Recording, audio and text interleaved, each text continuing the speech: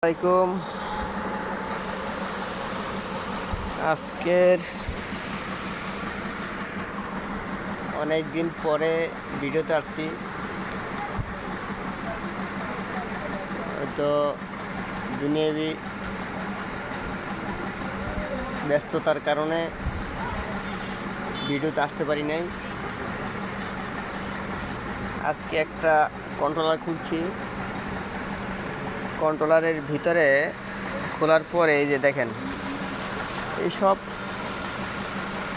Easy বাইকের তার দেওয়া, সব ইজি বাইক তার দেওয়া, অনেক লম্বা লম্বা। অথচ ভিতরে দেখেন তো এই কন্ট্রোলারটার সার্কিটটা কি ইজি বাইকের না মিশুকের? এই যে দেখেন নাট কীভাবে দেওয়া,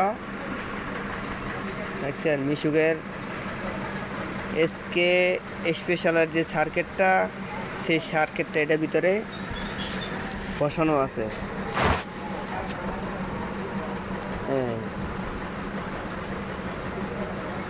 এটা দিয়ে আবার ইজি বাইক চলে, ভালো চলে।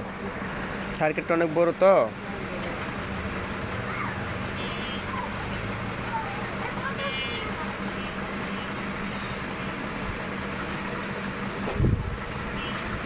এই দেখছেন,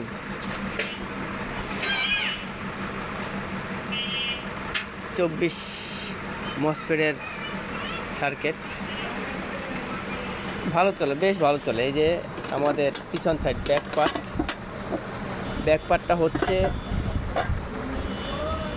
আসলে এটা থাকে হইলো অ্যালুমিনিয়াম, আমাদের এটা হচ্ছে লোহা। এই যে লোহা দেখছেন। আর একটা আছে অরিজিনাল কন্ট্রোলার, এটা সম্পূর্ণই অ্যালুমিনিয়াম বডি। এই যে এটা হলো অ্যালুমিনিয়াম, এটা হচ্ছে লোহা। এই যে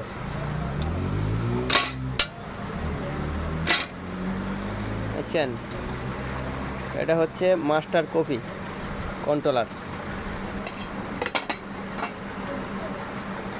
অনেক সময়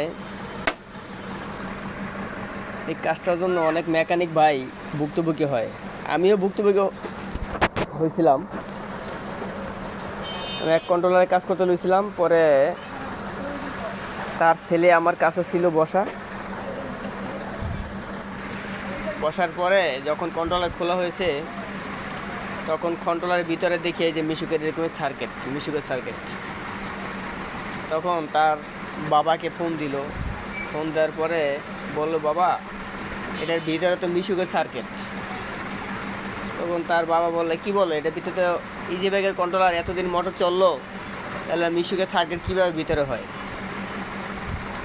পরে এসে দেখলো। আজকে যদি আমি তার ছেলে আমার সাথে না থাকতো, তাহলে আর কী হতো? অবশ্যই বলতো যে মেকারে চেঞ্জ করে মিশুকের সার্কিট বসায় দিছে। আসলে কোনো মেকারেই কখনো কারোর খারাপ জিনিস দিবার চায় না।